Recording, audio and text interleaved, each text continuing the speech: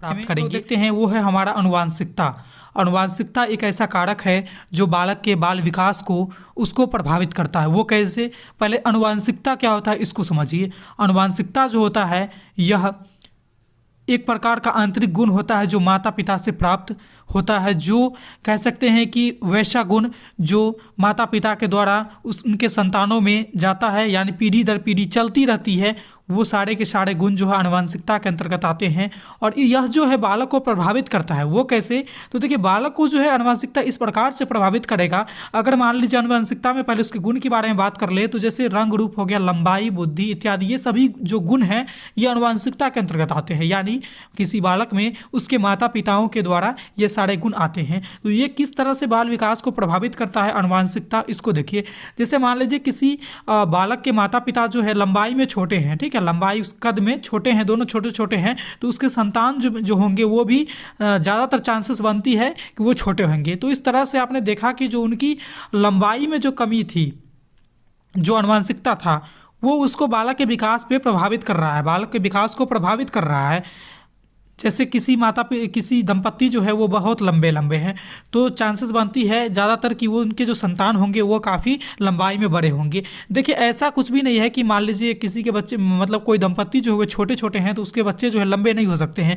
खान पान वातावरण के अनुसार जो है वो लंबे हो सकते हैं, लेकिन अधिकांशतः चांसेस बनती है कि ये जो है बच्चे उनके छोटे होंगे। तो यही हमारा आनुवंशिकता होता है। जैसे माता पिता अगर गोरे हैं तो उनके गोरे बच्चे होते हैं। तो इस तरह का क्या होता है कि ये जो हमारा चली आ रही है, ये जो है रंग रूप के आधार पर ये आनुवंशिकता आ रही है। इसमें भी कुछ अपवादें आती है कि माता पिता अगर गोरे हैं तो उनके बच्चे काले भी होते हैं लेकिन कम होते हैं, तो अपवाद आती है। बट क्या है कि ज़्यादातर चांसेस बनती है कि उनके जो गुण है उसी के आधार पर उनके बच्चे में उनका जो गुण है वो स्थानांतरण होते ही हैं। तो इसीलिए आनुवंशिकता जो है वो बाल विकास को बहुत ही प्रभावित करता है। ठीक है, आगे जो है हमारा वह है जन्म एवं जन्म से पूर्व की परिस्थितियाँ। जन्म से पूर्व की परिस्थितियाँ क्या होती है इसको देखिए। तो जन्म से पूर्व की परिस्थिति वो होगी जब बच्चा जो है गर्भकाल में रहता है, यानी माँ के गर्भ में रहता है, तो बालक का जो विकास है वो माँ के गर्भ से ही स्टार्ट हो जाता है, जैसा कि आप सभी लोग जानते हैं। और यदि माँ का शरीर को गर्भावस्था के समय जो क्या है कि स्वास्थ्य उनका जो है पौष्टिक भोजन एवं उचित देखभाल अगर नहीं किया जाए तो बालक का इस पर जो है उसका विकास प्रभावित होता है। माँ का शरीर अगर स्वास्थ्य पौष्टिक भोजन एवं उचित देखभाल से बालक की विकास प्रभावित होता है। कैसे? तो वो देखिए, अगर क्या है कि माता का शरीर जो है वो स्वस्थ रहेगा तो बच्चा भी स्वस्थ जन्म लेगा। अगर उनमें किसी प्रकार की परेशानी रहेगी तो बच्चे भी वो जो है अस्वस्थ जन्म लेंगे, उसमें भी परेशानी आ जाएगी। इसीलिए जन्म एवं जन्म से पूर्व की परिस्थितियां जो है वो बाल विकास को प्रभावित करता है। बाल विकास को जो है अपना एक अहम योग्यता, अपना जो एक अहम भूमिका निभाता है उसमें बाल विकास में। ठीक है, जन्म एवं जन्म के पूर्व की परिस्थितियाँ। आगे चलते हम लोग देखते हैं वो है हमारा पोषण। पोषण कहेंगे संतुलित आहार जिसमें मिलते हैं वो हमारे पोषण के अंतर्गत आते हैं। तो पोषण क्या है कि बालक का सर्वांगीण विकास के लिए संतुलित आहार की जरूरत होती है और संतुलित आहार से ही पोषण प्राप्त होता है बालकों को। जब तक संतुलित आहार नहीं प्राप्त होंगे बालक को तब तक बालक क्या है कि उसको पोषण प्राप्त नहीं होगा। संतुलित आहार से ही बालक में क्या है कि पोषण प्राप्त होता है। अगर बालक को संतुलित आहार नहीं मिलेगा, जिसमें उचित मात्रा में सारे पौष्टिक तत्व नहीं मिलेंगे बालक के भोजन में, तो क्या है कि बच्चे को उचित पोषण नहीं मिल पाएगा। और जब उचित पोषण नहीं मिलेगा तो बच्चे क्या है कि कुपोषित हो जाते हैं, वो कुपोषण का शिकार हो जाते हैं, जिससे क्या है कि उनका शारीरिक व मानसिक विकास जो है वो अच्छे ढंग से नहीं हो पाता है, वो रुक जाता है। एक समय के बाद क्या है कि रुक जाएगा, जितना होना चाहिए उतना नहीं हो पाता है। इसीलिए कहा जाता है कि बच्चे को क्या है कि उसका जो भोजन है उसमें संतुलित आहार सम्मिलित करनी चाहिए, जिससे क्या है कि उसका जो विकास है वो सर्वांगीण विकास संभव हो सके।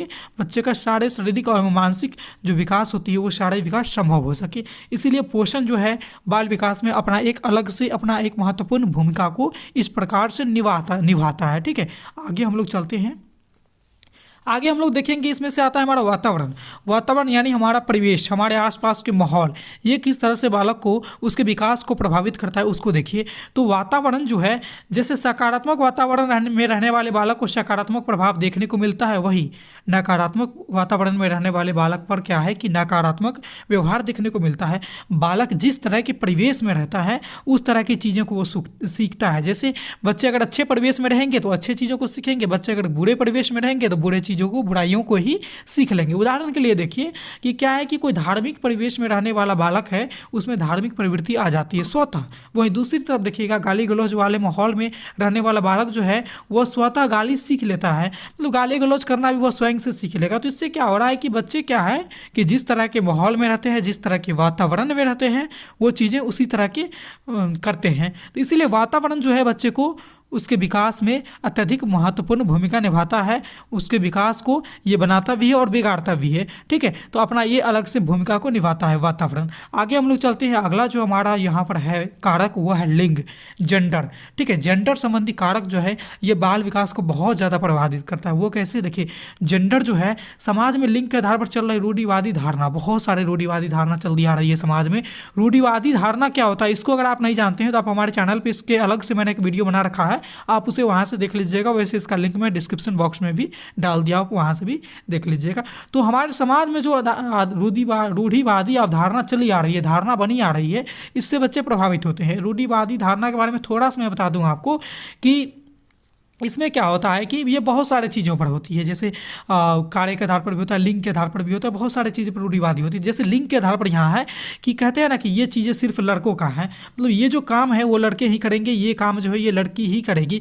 जैसे घर का सारा काम जो है वो लड़की करेगी, घर से बाहर का सारा काम वो लड़के करेंगे। तो इसमें क्या होता है कि जैसे घर के बाहर करने का अगर हुनर लड़की में पाई जाती है, लेकिन उसको मौका नहीं मिल पाता है वो बाहर भी जा करके अपने प्रतिभा को प्रदर्शित कर सके, तो इसमें कहीं ना कहीं इस तरह से लड़कियों का यहाँ पर क्या है कि विकास अवरुद्ध हो रहा है। इसी तरह से अगर बालक कोई है, जैसे खाना बनाने का काम कहा जाता है कि लड़कियों का है, कोई बालक है वो खाना बनाना चाहता है, तो क्या है कि लोग उसको हंसते हैं समाज के अंतर्गत। तो इससे क्या है कि वो इससे बचने के लिए वो खाना बनाना वाले जैसे कार्य को नहीं करता है। तो कहीं ना कहीं उसमें इस तरह की जो विकास थी, इस तरह की जो उसके अंदर रुचि थी, वो रुचि दब जाती है, खाना बनाने वाली प्रवृत्ति जो थी वो दब जाती है। तो इस तरह से आप आइएगा कि यह जो लिंग है वो हमारे विकास को प्रभावित कर रहा है।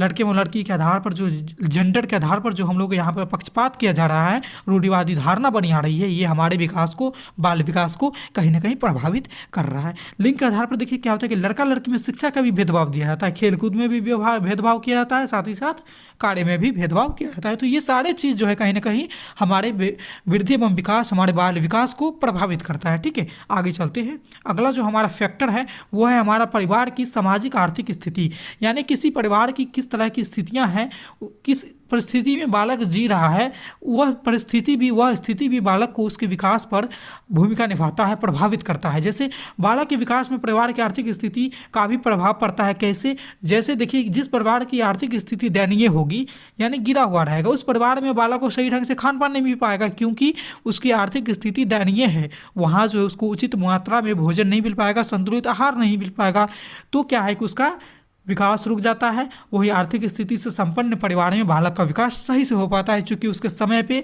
सारे चीज़ वहाँ पे उपलब्ध है, उचित भोजन उपलब्ध है, अच्छे वस्त्र उपलब्ध है, साफ सुथरे कपड़े उपलब्ध हैं, सारे चीज़ वहाँ पे उपलब्ध है। तो वहाँ पर क्या है कि बच्चों का विकास संपन्न हो पाता है, और गरीब परिवार में बच्चों का विकास जो है संपन्न अच्छे ढंग से नहीं हो पाता। इसलिए परिवार की सामाजिक आर्थिक स्थिति भी बाल विकास को प्रभावित कर रहा है। आगे जो है हमारा वो है शिक्षक। विद्यालय के अंतर्गत शिक्षक अपने जो हैं वो भी बहुत अच्छे तरह से और अनेक प्रकार से बालक के विकास को प्रभावित करते हैं। कैसे, उसको भी जानिए। बालक के विकास में शिक्षक की अहम भूमिका होती है। वो कैसे, तो देखिए कोई शिक्षक जो बच्चे को सिखलाते हैं तो उसमें क्या होता है कि शिक्षक बालक का संवेगात्मक, संज्ञानात्मक और सामाजिक विकास के साथ साथ खेलकूद, व्यायाम इत्यादि का भी शिक्षा देते हैं, जो बालक के विकास को प्रभावित करता है। जैसे व्यायाम का शिक्षा कौन देगा, तो शिक्षक देते हैं। तो व्यायाम करने से जैसे आप सभी लोग जानते हैं कि शारीरिक विकास अच्छे ढंग से हो पाता है। तो कहीं ना कहीं ये जो प्रभावित कर रहा है हमारे विकास को, मान लीजिए किसी बच्चे का विकास जो है थोड़ा सा रुक गया है, तो अगर उसको नियमित व्यायाम शिक्षक करवा रहे हैं तो उसका विकास में क्या है कि धीरे धीरे वो भी प्रभावित होने लग रहा है, और एक समय के बाद देखिएगा कि उस बालक का विकास भी अन्य बालकों की तरह संपन्न हो रहा है। तो शिक्षक यहाँ पर क्या है कि बाल विकास में अहम भूमिका निभाते हैं। वो संवेगात्मक ढंग से, संज्ञानात्मक ढंग से, सामाजिक ढंग से, खेलकूद ढंग से, व्यायाम के ढंग से बालक को विकास करवाते हैं, उसको विकास के प्रति तत्पर रहते हैं, और इनसे क्या है कि बालक के विकास जो है वो प्रभावित होता है। अब जो सबसे लास्ट हमारा हमारा जो यहाँ पर कारक है वो है हमारा जनसंचार माध्यम, जो कि आजकल के बच्चों में यह बहुत ही ज़्यादा प्रभावित कर रहा है। कहीं ना कहीं बच्चे इससे बहुत ज़्यादा आसपास में घिरे हुए हैं जनसंचार माध्यम से। वो कैसे, देखिए जनसंचार के माध्यम से क्या हो रहा है कि जनसंचार में आते क्या हैं, TV, laptop, desktop, Google, Instagram, Facebook, film, magazine, Twitter, ये सारी चीज़ क्या आते हैं, ये सारे हमारे जनसंचार के माध्यम है। और इसको बच्चे लगभग पूरे दिन इसको देखने सुनने में ही गुजर जाता है बच्चों का। कौन कौन सी चीज़ को, जैसे देखिए सबसे ज़्यादा गूगल का इस्तेमाल करेंगे बच्चे, फिर हमारे इंस्टाग्राम आ जाते हैं, फेसबुक आ जाते हैं, ट्विटर आ जाते हैं। इस तरह की बहुत सी सामग्रियाँ हैं जिसको बच्चे क्या है कि दिन भर इसमें इस्तेमाल करते रहते हैं, लगे रहते हैं। तो ये क्या होता है कि बच्चे इससे देखिए चीज़ों को सीखते भी हैं। जैसे गूगल, कहीं भी बच्चे को कोई परेशानी आई वो फटाक से गूगल ओपन करते हैं और वहाँ से वो चीज़ों को सीखते हैं। इंस्टाग्राम, यहाँ भी उपयोगी पोस्ट की जाती है, बहुत सारे जानकारी वाले भी पोस्ट मिलते हैं। फेसबुक, यहाँ भी बहुत सारे सीखने की चीज़ें मिलती है, ग्रुप वगैरह चलती है, पेजेज है, वहाँ से बच्चे बहुत सारे चीज़ों को सीख सकते हैं। तो ये सारे चीज़ क्या है कि बच्चे को कहीं ना कहीं अपने रूप से बच्चे को विकास को प्रभावित कर रहे हैं। मान लीजिए गूगल से कोई बच्चे जो है चीज़ों को सीखता है तो ज्ञान में वृद्धि हो रही है, तो बच्चे का विकास यहाँ पे बढ़ रहा है, ठीक है। इंस्टाग्राम से सीखता है, फेसबुक से सीखता है, फिल्म से सीख रहा है, मैगजीन से सीख रहा है, ये सारे चीज़ों से सीख रहा है बच्चे। तो ये सारे के सारे जनसंचार के जो माध्यम हैं, ये सभी साधन शिक्षाप्रद है और संज्ञानात्मक कार्यों के द्वारा बच्चों का स्वास्थ्य का विकास करते हैं। तो इसीलिए जनसंचार भी है अपने आप में बच्चे के वृद्धि एवं विकास, बाल विकास को प्रभावित करते हैं। तो यही सारे बहुत सारे यहाँ पे कारक थे बाल विकास को जो प्रभावित करते हैं। आप सभी लोगों ने उनको अच्छे से समझा है। मैं उम्मीद करूँगा कि यह